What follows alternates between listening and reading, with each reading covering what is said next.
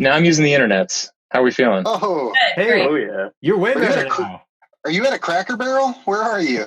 Well, wouldn't you like to think so? But this looks like a Cracker Barrel, but it's actually the home of Mr. Rich Froning because Oh, today classic. is today is the first day of the CrossFit Games, and so my heart rate is high, and I'm a little bit late. I apologize because I just watched Haley Adams take on Friendly Fran in the Ooh. barn. How'd it go? She crushed it as you would expect, and actually Sam Cormier, who's a French Canadian athlete, here as well. So yeah, man, I got my fitness in because my heart rate goes so high when I watch other people do fitness that I call it good for the day. But yeah, no, they both did fantastic, and they've got a max front squat coming up here in a second. Oh man, that's a good thing. I'm never going to be a CrossFit Games athlete. I know. So, Yeah, it's just not my thing. hey, so now that Rory's officially with us, welcome to the Victis podcast and victishealth.com. You got a good group of folks around the horn here, Rory. Some of whom work for Victis. Jason, who you met, who's just an all-around good dude and joins us. I'm the fat one. That's probably how you remember me. Hey, don't talk about my friend that way. Fat comic relief. There you go. So as you can see, we've got a couple of shirts that were made up. The general conclusion on this, Rory, is we're going to be bringing these to Cookville for Train with Rich. And, the fact that you're not there just means everybody else gets one. I think that, speaking ill of someone in their absence, it just reflects on you, Zeb, and it could be that I'm running away because you're coming with the heat. No, I'm really bummed. I'm going to miss you guys. I'm going to a wedding in California, which is not exactly the destination location during COVID, especially. So I'm bummed out, man. Train with Rich weekends, as you know, and I'm sure we'll talk about later, super close to my heart. But I am touched. Tell folks who've never been to a Train with Rich weekend, which we're going to, a really unique giveaway opportunity you guys have been a part of. But tell people who don't know what that is, what's that about? What's going on with we call them TWRs. What's this Train with Rich weekend all about? Yeah, it's the coolest seminar format that I've ever seen because it's exactly what the name reflects. So people come to Cookville, Tennessee, which I'm sure that some people are watching this and they have not been indoctrinated yet into kind of like the CrossFit history, but many people, even that haven't known CrossFit long, have seen like the Rich Froning documentary. And Rich, of course, is like the most legendary CrossFit athlete that there has ever been. And on these weekends, people come to Cookville, Tennessee, which is this small little college town in between Nashville and Knoxville. And they get a dose of what it's like to kind of just be part of the crew and train with the team. So the structure is refreshingly relaxed, and we work out a ton. And other than that, it's kind of interspersed with really personal interactions with Rich. And, of course, he's friends with some of the top names in the sport. So they drop in from time to time, and you never really know what you're going to get in that sense. But it's a weekend of hard training and understanding that Rich actually is exactly what you see on television and internet and all those things. But and you can kind of fill in some gaps there. But I don't joke when I say that you train most likely more than you ever would in a normal training day. Even if you follow Mayhem Athlete, his online training program, I'm not a kind of guy who puts in 3-4 workouts in a day. So it's fairly brutal. So Josh is the young guy over here. He's one of our chiropractor sales reps, was an intern with us. Josh has already said that he's basically going to bury Rich. You know what? It's really fun to say. It's really fun to say. It's fun to say. It's probably not going to come true. It's even it's kind of. Go ahead. I was going to say, I've been to 3 TWRs so far. And what's great is, one, I've got progressively worse. But it's fun to see the new guys that get there. And anyone who's been, so Rory, Zeb, you've seen the look in their eye. They think they're going to come in and make the team. And I love watching it because God bless them, go for it. But I'm just by the end of the day, they're grabbing their knees. They're all on their backs watching Rich. He never stops moving. That's my biggest takeaway. The guy just doesn't stop moving.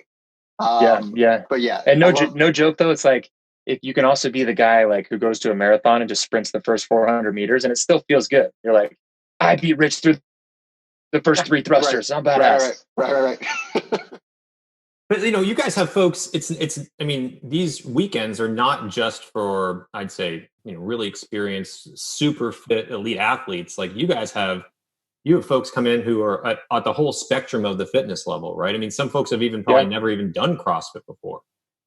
Yeah, that's right. I think, far less people who have zero exposure, but definitely all levels of fitness, and people who admire Rich for different reasons. And it's really touching because, you every single time that we have one of these weekends, of course, you'll meet somebody who's got a tremendous story of overcoming adversity, and not just in the fitness realm, but some people who have faced, things I can never wrap my arms around in terms of, difficulties in their life, or, Rich is well known, obviously, for being an advocate, excuse me, of adoption. And so you've got a lot of people who that has resonated with, and he's changed their life in some way or another. So yeah, of course it is built around this kind of elite fitness, that Rich is well known for, but it trickles down in a really cool way to where, Zeb, like you said, you've got folks from all walks of life, all fitness levels. And, I started this whole thing as a trainer. And so that's really near and dear to my heart. Is the athletes are very cool, and they're the pointy edge of the spear, and they are inspirational and fun to watch. But CrossFit and the kind of fitness that Rich promotes and I promote, is really available to everyone. I try to get my grandparents to do it. My parents do CrossFit from time to time, especially if I'm riding them hard. And it's really fun. So yeah, you've got, and I think that's, you guys have been awesome in helping us kind of spread that message too, that it's not, you don't have to be trying out for Mayhem Freedom's team in order to come to a train with Rich. I think the double under thing that we did was really fun, because people just kind of got involved, and they're like, oh, okay, cool. Yeah, I can at least do that, and we can connect on some level.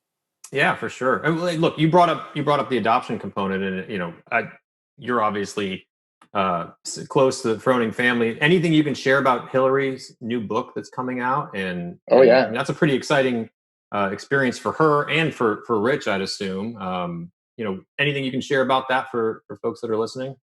Yeah, gosh, I'll shout it from the rooftop, because it's we're getting really close. We're just a couple of weeks away from publication. It's on pre-order now, so people can buy the book. And what was really cool for me is I've known Rich and Hillary for a long time, but I told her this. I learned tons of stuff about the kind of intimate details of what they went through and what it was like for them.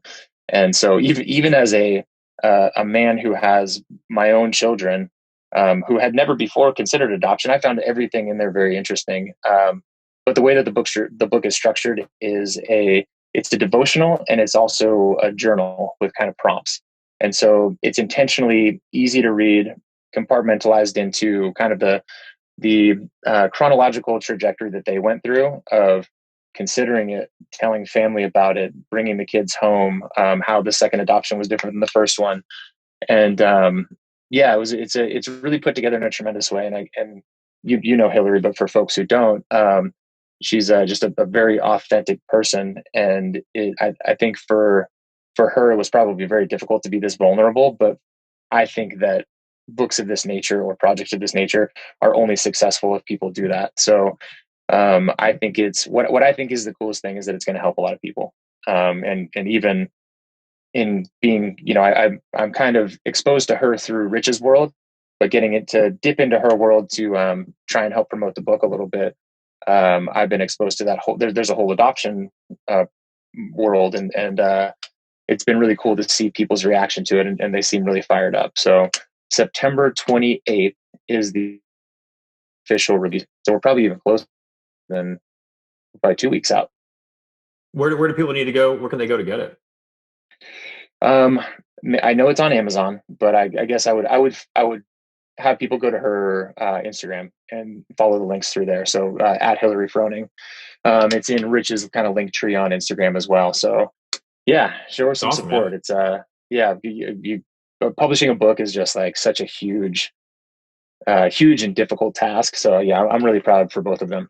So I'm trying to get, assuming calendars work, I'm trying to see if she and Rich will come for a YPO event we're doing at Blackberry Farm up in Tennessee, which hopefully is, obviously super close to Cookeville, or relatively close to Cookeville, and that's going to be in March. But I mean, so you're no stranger to writing books, right, Rory? I mean, we haven't even gotten into your background. We're going to get there, but how did you get involved with the book that you and what we call Daughter, right? How did you guys get Yep. involved in that project? Because here you are, you work for, well, you were a college athlete, you got involved with CrossFit HQ, you were, everybody knew you as kind of the guy on the screen that was losing during those Roe v. Boz experiences. And you ended up writing a book. I mean, you're a multi-talented guy. Talk about the book process for everyone. What was that like? Man, there's a lot of meat on that bone. It was, I guess it's one of the reasons that I'm so proud for Hillary is that writing a book is the most difficult thing that I ever attempted.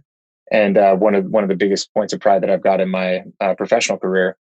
And the story of how it happened is, it's funny. So Katrin David's daughter, the subject of the book, is she's been a dear friend of mine since she began her CrossFit career, end of 2011, beginning of 2012. And I used to travel to Europe for what used to be the semifinals, the regional competitions. And over the years, we were always very close, always had a good rapport. And it was one of the things that as an interviewer, I guess that was probably my best accolade, was just that I had good relationships with the athletes. But how the project came to be was honestly just her reaching out and saying, "Hey, listen, we want to do this." They're asking, there's a publisher who's approached us, and have you ever written a book before? And I was like, "No, I have not, but I would love to give it a shot, and I'd love to try it with you." And what progressed from there was actually about a 2-year process of 3 rewrites, a lot of hair pulling, the creative process, which I've seen some really funny memes about the creative process, which I'm sure that expletives are not welcome on your show, but you can say them. Jason does all the time, so it's all right. Okay, good.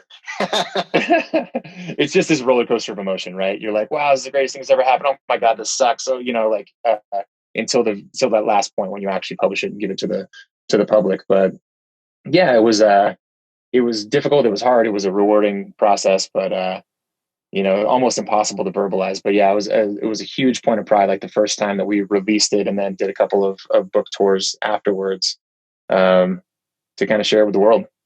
And you guys didn't have a ghostwriter. I mean, you literally wrote this with Katrin, right? That's correct. Yeah. What I did learn though is, and I don't know the actual saying, but I would quote it if I could, but it's basically there's no such thing as a great author. There's fantastic editors. And so along the way, I had some really close friends, a woman named Andrea Cecil, who worked for CrossFit headquarters for a long time, and she was the co-author of Chris Spieler's book. She is now the editor of a woman, Athena Perez just published a book about weight loss called Lifting the Weight. And Andrea helped her with that as well. So she's been huge in the space, and literally could not have done it without her picking it apart, not just from like a grammar sense, but also batting ideas around back and forth, and lots of long, late in the night sessions of talking things through that were just, harrowing and difficult, but again, at the end of it, really, really rewarding. Anybody else on here ever written a book? Parts of one? Josh, probably.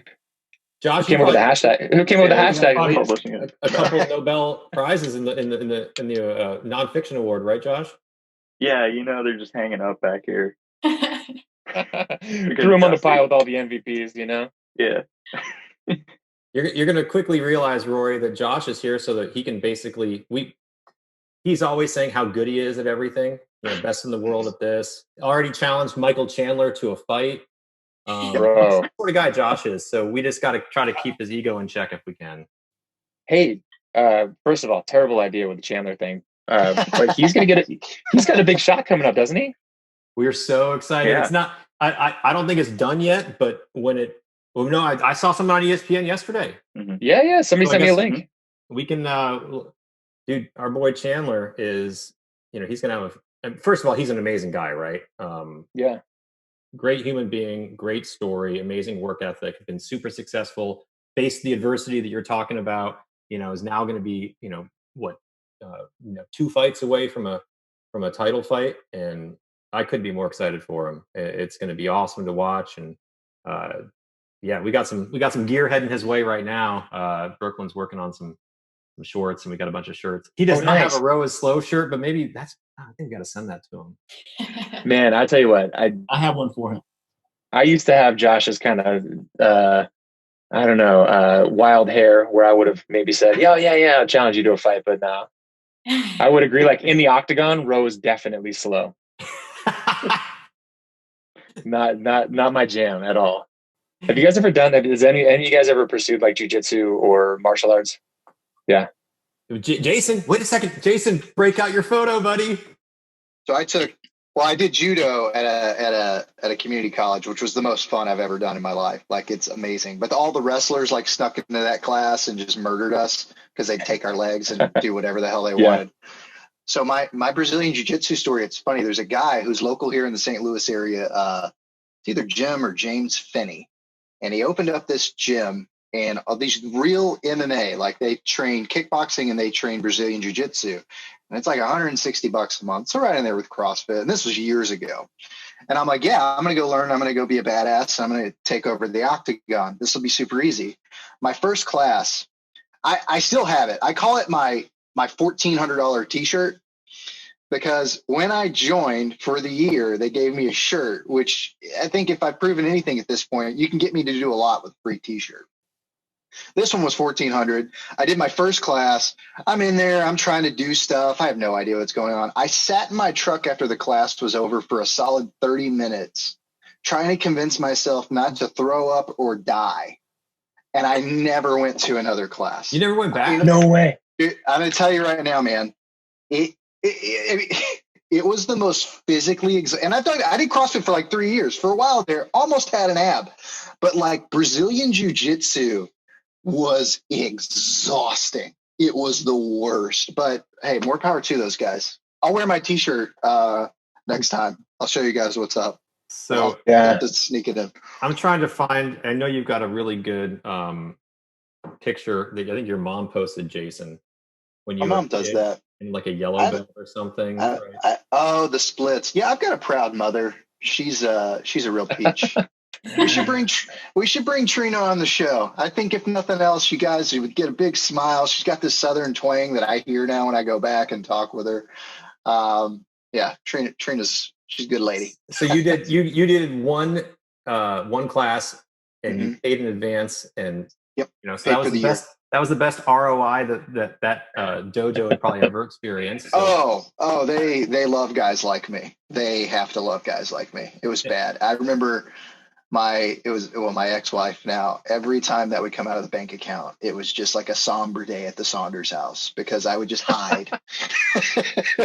She's like, you gotta tell them we're moving. I'm like, I'll go back. I did not. Anybody else train? Not jujitsu or anything. But when I was wrestling in high school, I started doing freestyle wrestling, which is a lot of like suplexes and stuff like that, because you get points for actually throws and exposing the back. So it's like a little bit different from like regular like college and high school wrestling. So it was interesting. It was kind of Greco-Roman style. So.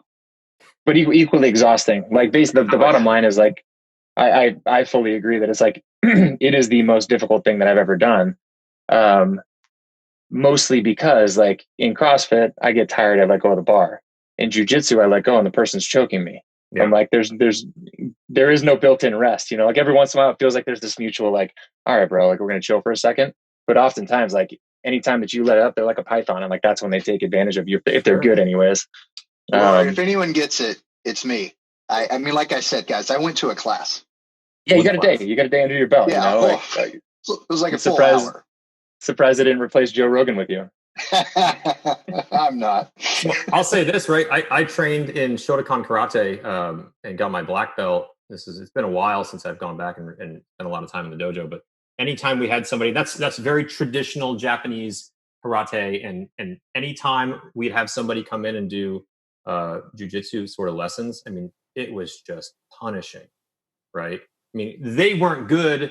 I mean, they were okay at punches and kicks, but we were really strong there. But at the moment, if they could get you to the ground, like, oh man, you just got worked. I can tell you were traditionally trained because you say karate and not karate. Does anybody here know what karate means? Don't church it up. Don't church it up, Zeb. Come on. Anyone? I do it. Rory, do you? Yeah, punchy, kicky, fighty. Right? I mean, geez, how do you follow that That's up? what I've got. Punchy, kicky, fighty. Somehow this. What does it mean? Tell us. Oh, it means Yeah. open hand. It means empty hand. So it's all about empty hand, not having weapons. So there are weapons too, but anyway, I'm not going to go. I can go down the whole. Oh, there's your. Be some talk so people can see it. Yeah. This is in case you guys ever get too lippy. Just remember, there's a bowl cut with some styrofoam nunchucks inside of this guy that will go off on you. Can we post this to the site? Can I be a sponsored athlete now? Yes, Brooklyn, I'll send it your way. Make it happen. I want to be on that scrolling thing up front. Froning, Chandler, me. Those are some legit splits, though, for sure. I cannot do that anymore. That would take some recovery time if you got back into that position, because I'm sure it would not be intentional. I'd be in that position for a minute if I got down there. No, wouldn't. All right, Rory, let's get back to your background. How did you tell everybody about your story? Because you were you got involved with college football. And I'm not sure if you were a walk-on or it's a really interesting story. But UCLA, right? Tell everybody how you got there, and then walk us through what got you into CrossFit, and then the world of CrossFit headquarters. So first of all, you just cut off a piece of my heart, because it was USC, not UCLA, which would be like saying that I was part of Cobra Kai and not Miyagi Dojo, and I made that reference because you talked about Cobra Kai. I know you're passionate. And I got to set the record straight. So I played actually high school football at it was literally, I didn't give it this accolade. This was the accolade from Texas Monthly Magazine. It was the most winningest high school football team of the 1990s. And so this is where Drew Brees went, a couple of other guys who went on to play, to NFL greatness. And what I received from USC was an invited walk-on status, which means, hey, you've got a place on the team, but you've got to walk on for it. Well, when I got to college, I decided that in short order, that was not the road that I wanted to take. So I never actually played college football. But I played at a prolific high school, which is kind of like a guy now saying oh yeah, I made it, to the top 100 in the open or something like that. I never made it to the games, but I was good in high school. But which position? I was a defensive end in high school. And so that's what I was kind of recruited as. And the shame of the whole thing is that this was USC in the Reggie Bush years. And so even if I would have just sat on the bench, I would have had 2 championship rings. But had a fantastic time. At USC for all that stuff, and it wasn't until we're going to fast forward a whole probably 5 almost 10 years before CrossFit ever came into the picture. But post USC, and I'm fast forwarding, we can kind of unpack any of this, but I traveled quite a bit. So my father's was a British resident all the way up until a couple years ago. So that my brother and I could be citizens as well of the UK. So I had a passport that I could travel on. So I did years in the UK, and eventually ended up doing seasonal work back and forth between Alaska in the summertime and Jackson Hole in the wintertime. And it was kind of during the end of that season of my life that I found CrossFit. What were you doing? What kind of work? Crab fisherman. No, but actually trout fisherman, but crab fisherman sounds so much cool. No, I was fishing, but on rivers and streams. So it was there was zero dangerous. The crab fishermen are world's deadliest catch. Mine was the world's most cushy catch. As we come back to the lodge every night and drink wine and smoke cigars. But yeah, it was amazing. I was in the southwestern part of Alaska. It's the largest national park in the United States. It's the largest state park in the United States. It's called the Wood Tick Chick Park, and it's almost 3 million acres of just beautiful, uninhabited, amazing land. And then when I was in the winters, to answer that question, I did as little as possible. So I would make a ton of money in the summertime, and I would try and work nights in Jackson Hole so I could ski during the day. But usually when I would supplement in the ski season would be something fitness based. So I was a personal trainer, would work at a gym. So on off days or bad snow years, I would kind of go and do that. And I think this is kind of a typical story of exposure, but I saw the movie The 300, and it was basically what led me down the rabbit hole to find CrossFit. So that was a guy, a really famous trainer now called Mark Twight, who was a world-class mountain climber as well, had this gym called Jim Jones. And that's where Gerard Butler and all those guys just got ripped to look like the 300 guys, the Spartan Warriors. And anyways, when you track that back, and the internet was kind of compared to now, was in its infancy, so it wasn't too hard to kind of connect the dots. And I found and started doing CrossFit, and fell in love with it pretty damn quickly. And where? So this would have been in Jackson, or was this in, obviously not Alaska? You didn't have anywhere to go up there besides, Funny story. I found it like right before I went back to my last season of Alaska. And I had this really janky set of weights and a treadmill that we flew out on a bush plane from Alaska, bought it on Craigslist, flew it from Anchorage 300 miles out to the Alaskan bush. And I did CrossFit in the woods in Alaska. You flew a treadmill on a bush plane? I mean, I wasn't the pilot, but I convinced them. Yes, I convinced them that they needed to bring this treadmill out. It was going to benefit the employees, and it was going to benefit the visitors. The treadmill, was it a Prime item? Did you get free shipping on that? No, I'm just curious what that looks like to fly it. No, not even Amazon, Craigslist. Like this thing was like, yeah, that's this thing back in the days some... of CD. That's like CD Craigslist day. Yeah. Oh, and Anchorage oh, dude, and Anchorage, Alaska Craigslist. Like, I can't remember it, but I'm pretty sure that I went to the house armed. Good Lord. But you're like, hey, we need a treadmill out here because you can't run. I mean, the theory, I guess, if you can't run. I'm not bears. Even exaggerating. Of course, there's bears. Yeah, there's tons of wildlife, and we were literally. So there was 40 acres that were cleared and just gorgeous. So you could have kind of run around camp, I guess. There was some little gravel roads that we had built, and there was an amazing trail that went up. Obviously we were at sea level, and it went up probably, I don't know, maybe 1,500 feet. And you could go hike up to that, but yeah, I mean, it rains often. You don't have that much time at the end of the day off work, especially middle of the summer. I mean, even after dinner, you had until 1:00 in the morning till the sun went down. But once you got closer to fall, or when you're going to break camp in, September, October, there was barely any sunlight. So rain, animals, sunshine, it made sense. I've heard the mosquitoes are absolutely terrible too. Like, terrible. You can't be uncovered. They'll eat you alive. Yeah. And it depends, certain parts are worse than others. Like if you're kind of near boggy stuff, but yeah, they're, compared to anywhere else in the world that I've been, yeah, they're terrible. I'm just still in awe that you flew a treadmill on a bush plane in Alaska. That might actually be, so that's what we're going to call who do we know has flown a treadmill on a bush plane to an Alaska wilderness resort so he can do CrossFit? This guy. It would be a really funny coffee table book, because they say the bush planes are like the pickup trucks of Alaska, because literally outside of, I forget what it is, maybe it's like 1,000 miles of road system. But Alaska is big enough to where, like, if you laid it on the map of the United States, the Aleutian Islands would be on California, and like Juneau, Alaska would be down in Florida. Like, it's huge. But the road system's tiny, and it's only got, a couple of big cities. And so everything else is just bush plane out into no roads. So I bet you if you made a coffee table book about things that have been in float planes, it would be the coolest book that you could ever get. It's the largest state, right? Like Alaska's number one, Texas, California, and then everything else, right? Yeah. I bet you could fit like 4 Texases in Alaska.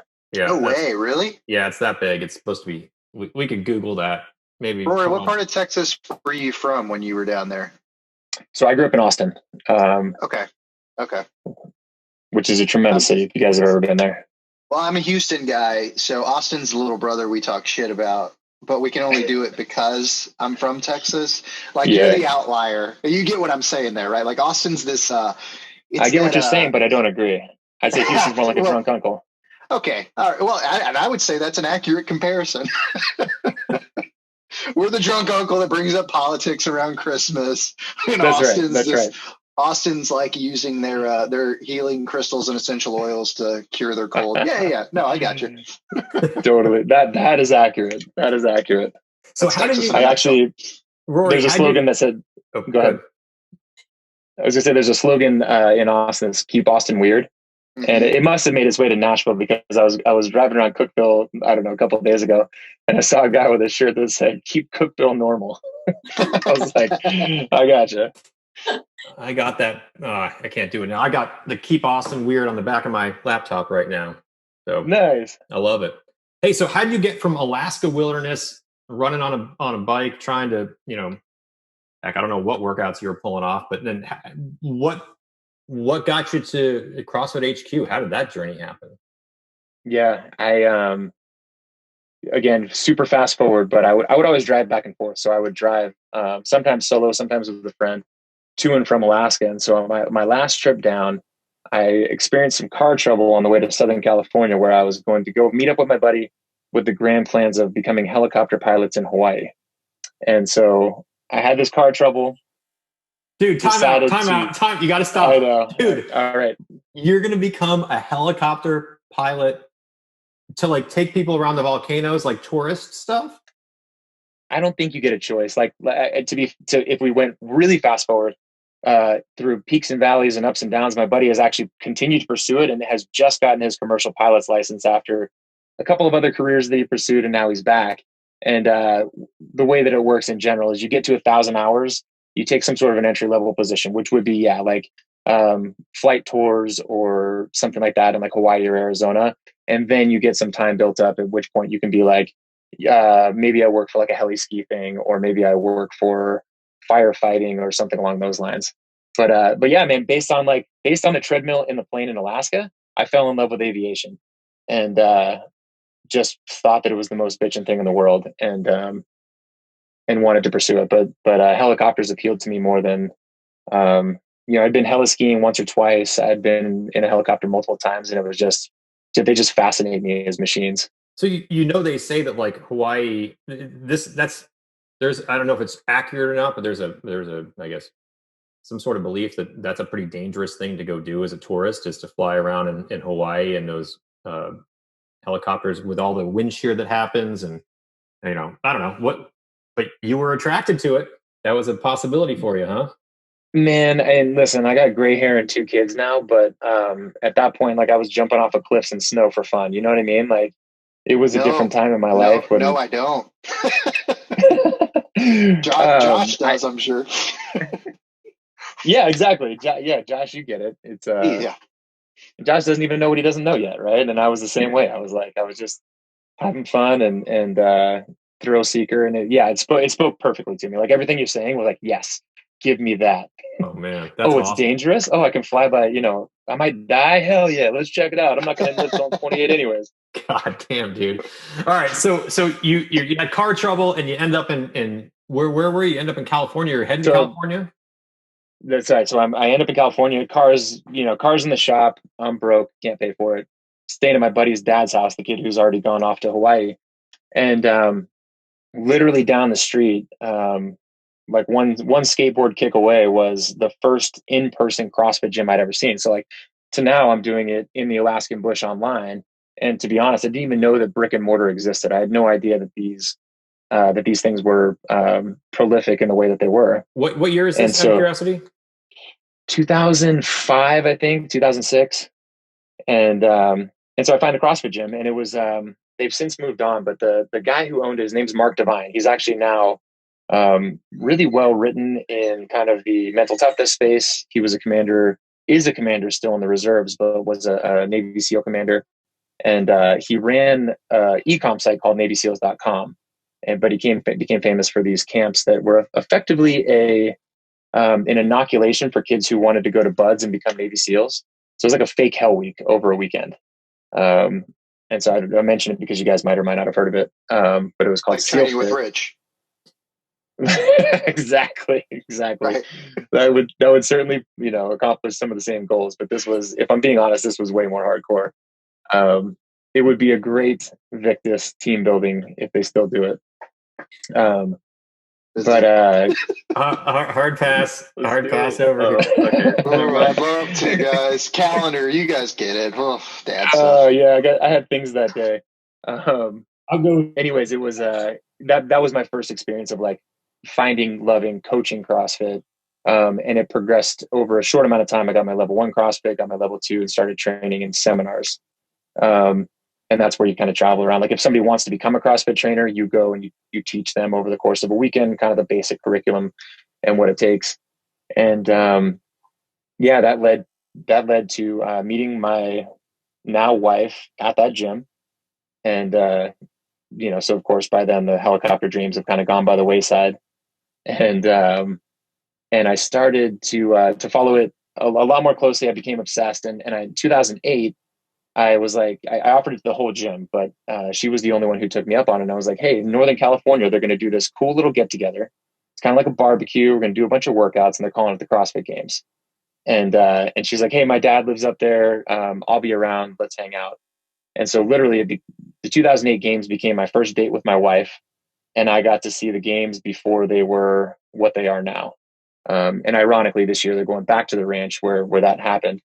And it'll be another kind of small event, but it's based on COVID, not based on the fact that the community was so small at the time. Did when that happened, that was the second year they ever did it, right? That's right. Yeah. Did you know did you know Dave Castro at this point or Greg Glass? You were just going as an excited spectator. Knew nothing. And I, like literally when I showed up, didn't know the format of the workouts, didn't know what was happening. I mean, I was trained in CrossFit, so I was savvy, but I came into it not knowing anything because there was nothing to know. Like the website wasn't putting out any information other than, hey, come on, we got beer and workouts. And wait, so you're not a spectator. You're actually there to compete. No, sorry, I was a spectator. Okay. I was.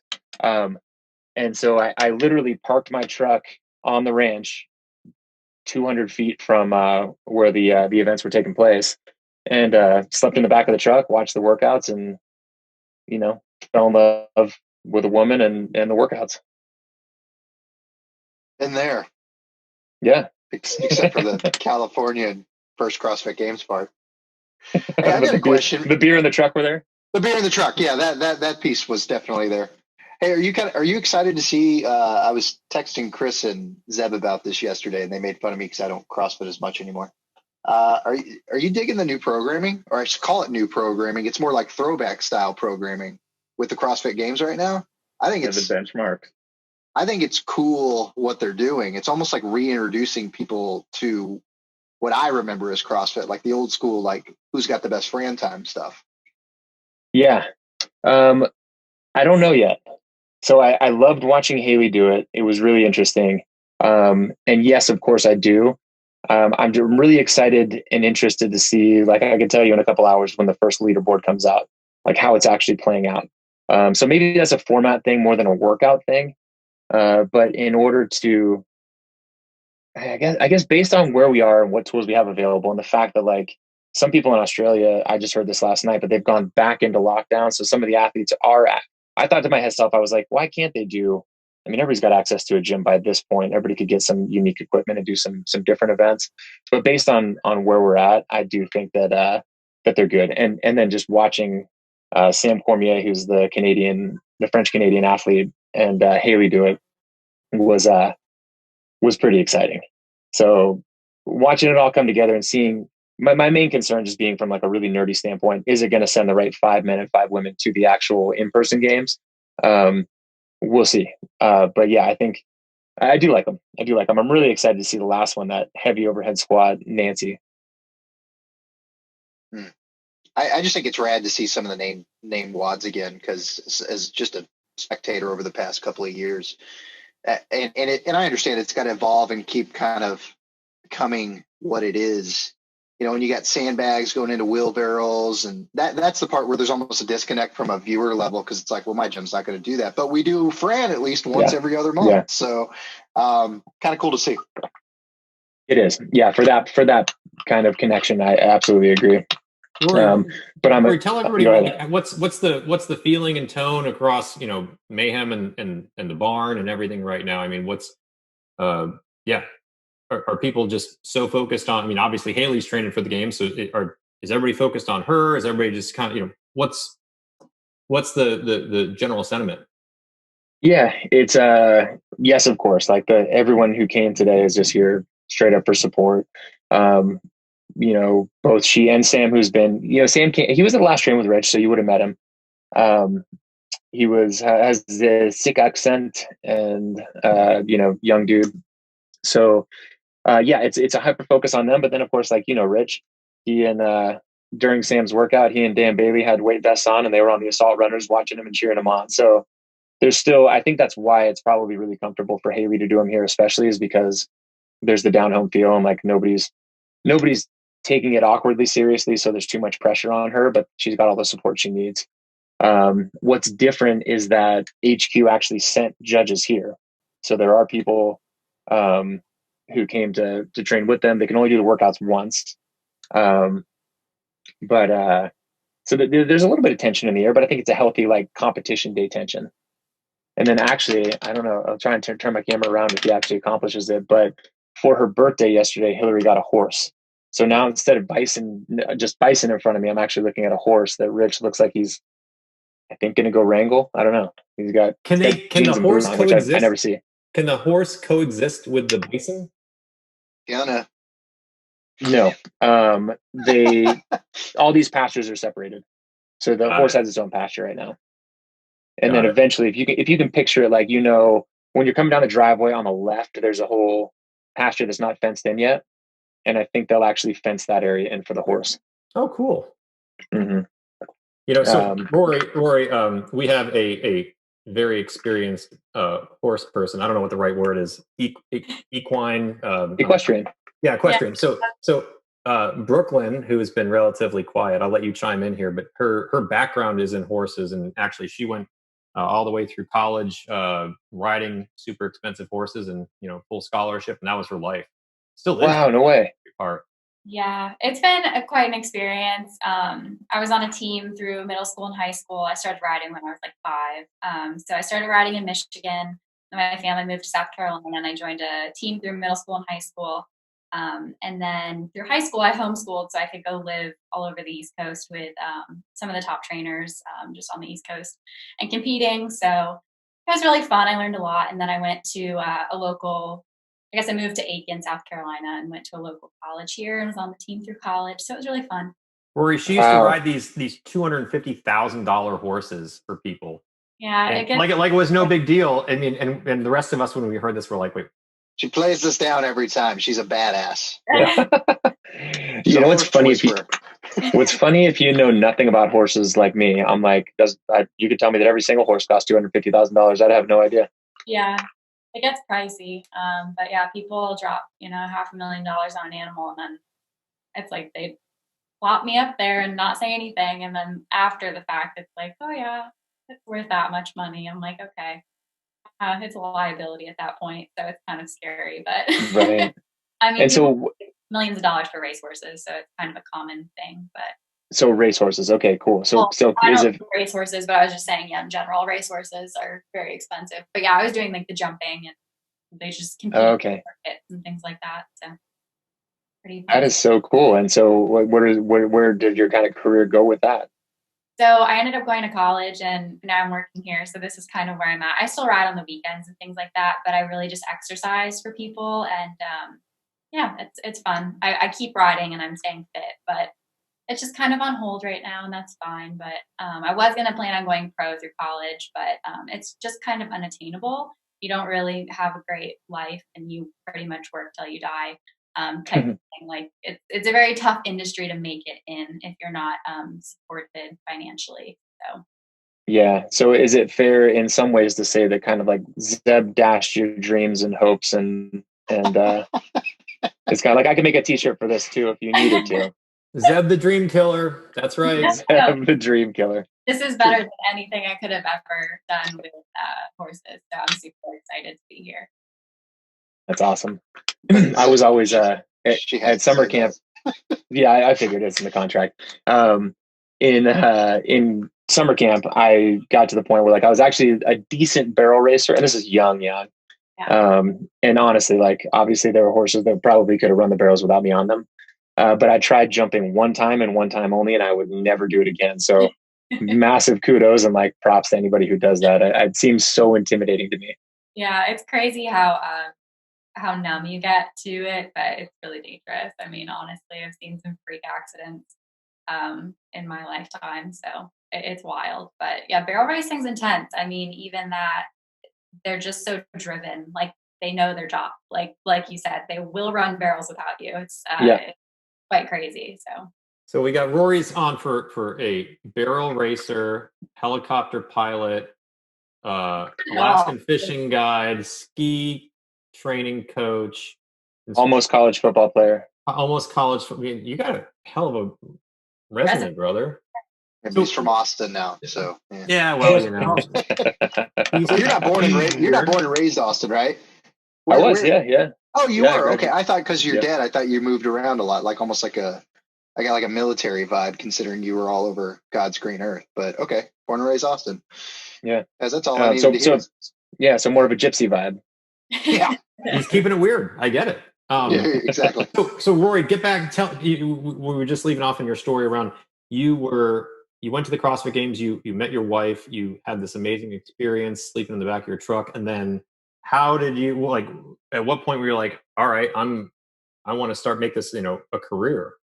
Yeah. Well, I mean, I wanted to be a trainer always. I loved it, and to this day, like, God, we could even. I know that we're going to talk about the recent troubles that CrossFit faced, but even through all that kind of thick and thin, like I'm a firm believer in the methodology and how efficacious it is, and I've seen it change people's lives. And so it was the first thing that I came to, because in the personal training space, there's a lot of bullshit boiled into it, and there's a lot of snake oil that people try and sell you in a lot of different fitness realms. And so CrossFit's the first one where I was like, this is it, man. I love it.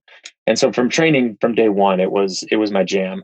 And I mentioned the seminars, but that became a huge part of my livelihood, which officially put me as an employee, or I guess a contracted employee of CrossFit headquarters.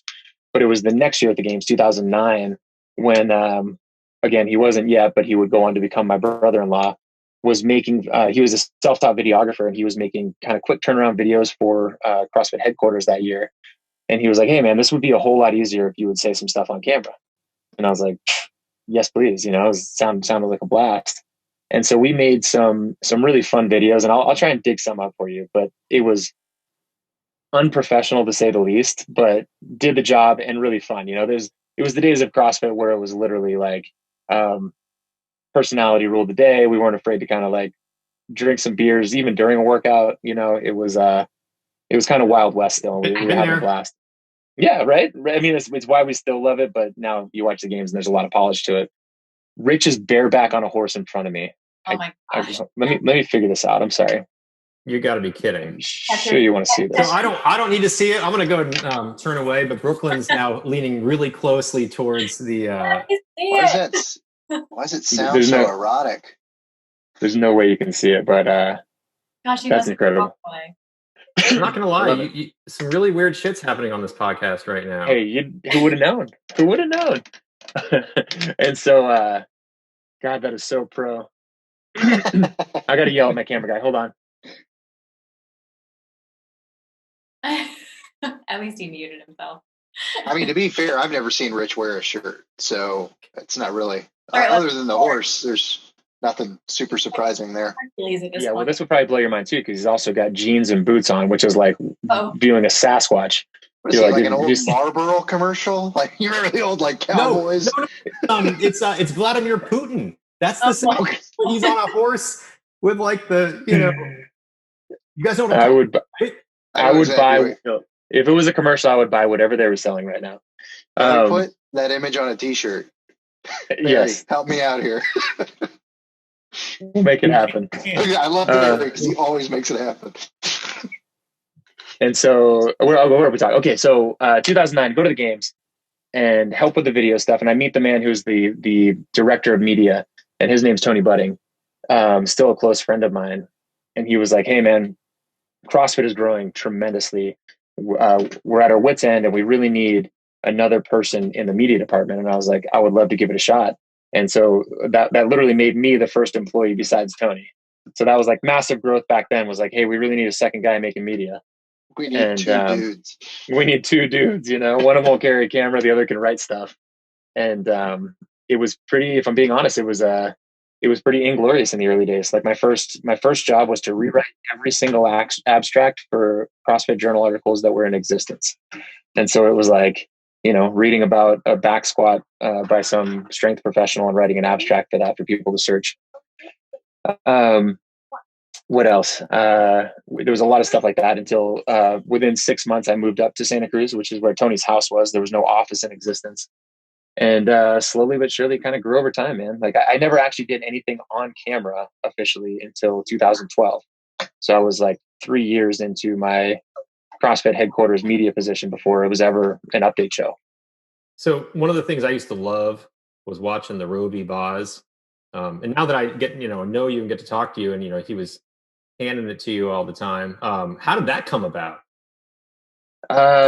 Honestly, super honestly. And so the first time that we did the open, me and Boz were super close friends, and we were like,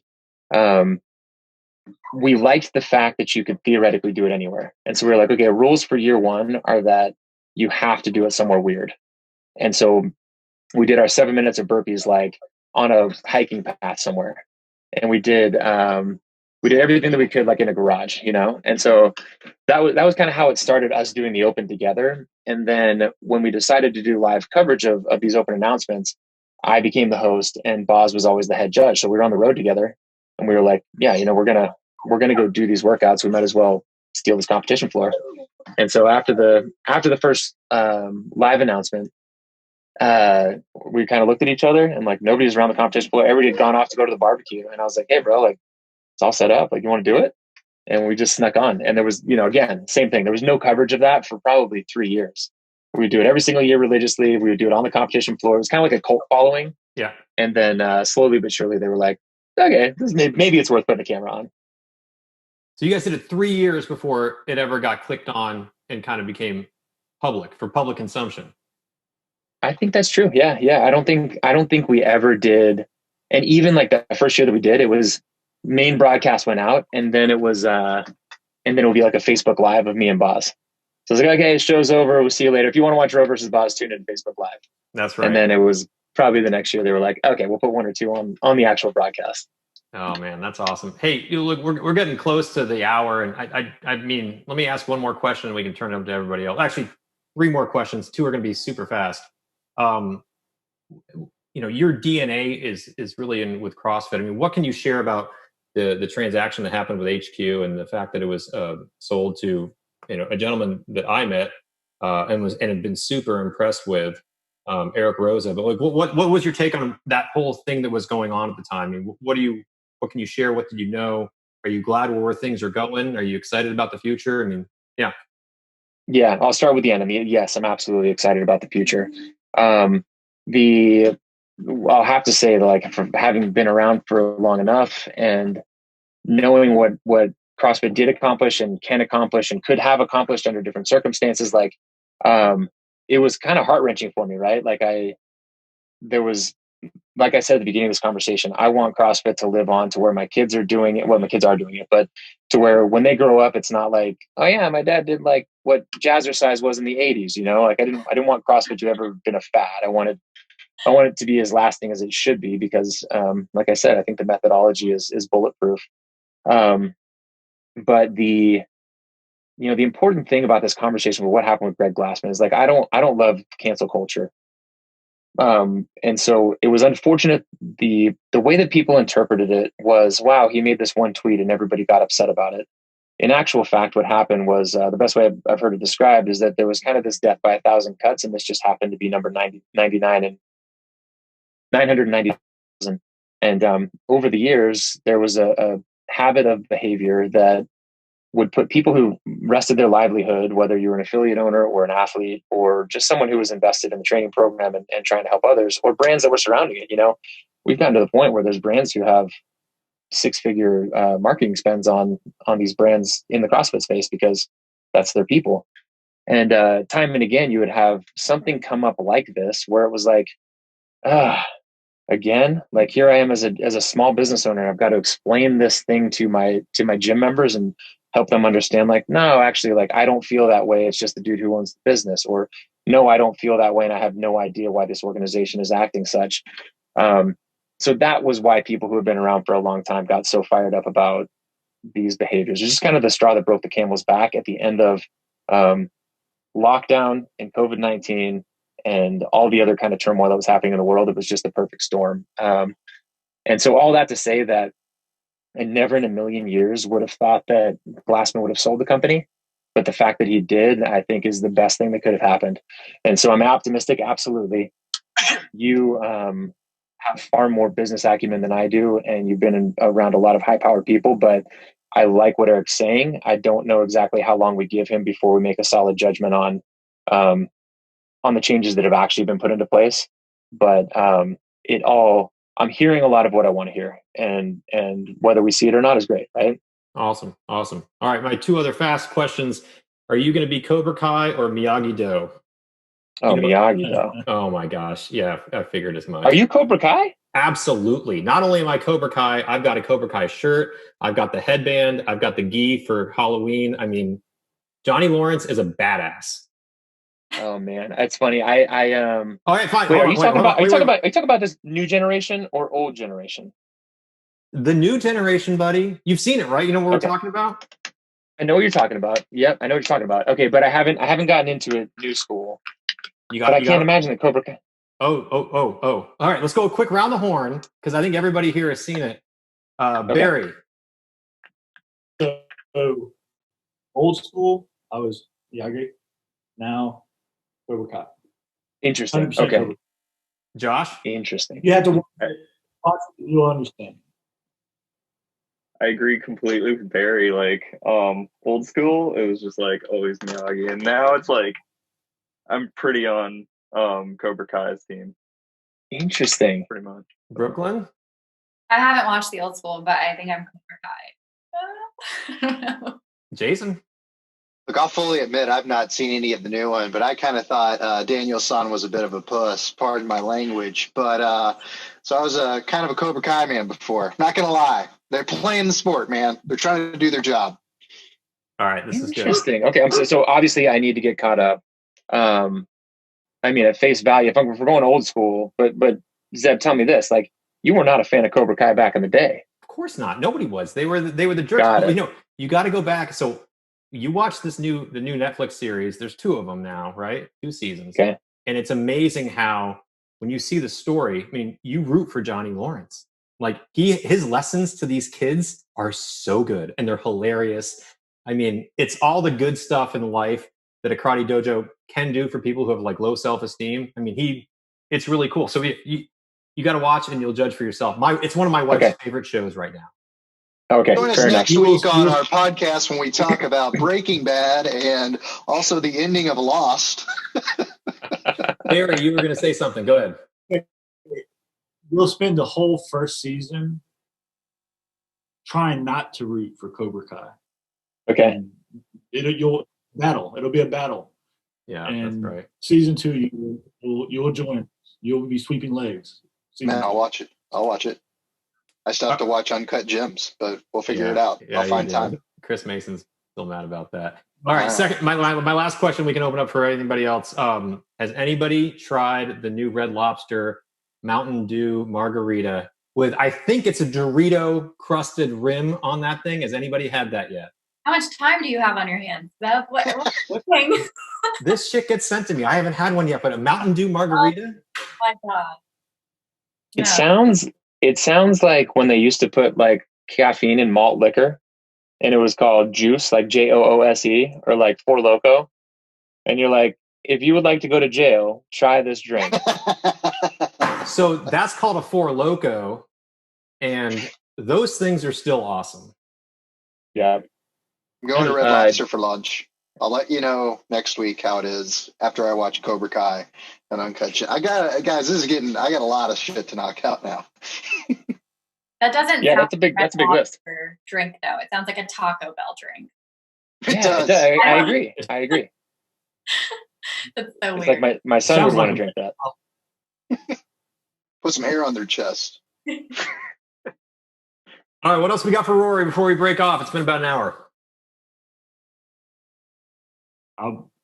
You asked a question I wanted to know about the new ownership. So I mean, that was I was really interested to see how Rory thought about that, and it's interesting his take on it. So yeah, I mean, I'd love to hear, Zeb, honestly, from you and you guys on even like take either this example specifically or a new CEO in general. What is the typical benchmarks that you look for? Like, is it 90 days? Is it 6 months? Like, when could you make an actual judgment on action, not words? That's a good question. I mean, in my experience, you get a 100-day honeymoon period for the most part, but you're going to be learning that business. Granted, he owned a CrossFit gym, so he was pretty close. It's going to take him a full year. Anybody who gets in a job like this, it's a full year before you really feel like you've got a sense of what's important and how you want to drive those deliverables. He's got a good sense of it now, but he's going to take a full year before it's like, I got a really good sense of what I want to build this brand into and how we're going to take it there. So, look, Eric's a smart guy. I think he's doing a lot of the right things. You guys are a lot closer to it than I am. I mean, I'm just some washed up guy that does CrossFit every once in a while, very poorly and slowly. But yeah, I'm optimistic. I think he's going to set the right culture, and that's what I care a lot about. Yeah. Yeah. Awesome. Love it. Hey, Rory, thanks for joining Team Victis podcast, victishealth.com. Awesome hearing your story. I got to be honest, I had no idea about how interesting your background was and all the stuff you did before you got into the world of broadcast and CrossFit. That's super cool. Didn't know how we were going to fill an hour, Rory. Just a big kid, just a big kid. Hey, we had horses going by. We had kids all over, dogs barking. Like, we think we covered most of our bases. No, thank you guys in return for having me. Can I get one of these row is slow shirts for your wife? Not for you, of course. That'd be a little awkward. Oh man, I'll rock one. I'll rock one too. Yeah, make them in a tank top, and she would wear it all day long. But I know, yeah. Thank you guys, and thanks for all the support, man. I'm so stoked, and I'm so bummed I'm gonna miss you, especially with the jet flight coming out, man. Man. Those people have to be over the moon. Yeah. So landing at Mayhem, that's wild. You almost could in Cookville. He was going to be our helicopter pilot and just take us right into the Mayhem parking lot, right? Awesome. Dang it. I had a thing to do, Yeah, that's awesome. Hey, thanks for joining. Give Haley our best and tell her to go kick ass. And we're super excited to see everybody in a couple weeks. And yeah, man, just safe, right? Thank you, brother. Yeah, I hear Highway to Hell is cranking up, so I'm sure that Sam's on his front spots right now. So, yeah, we'll talk to you guys soon.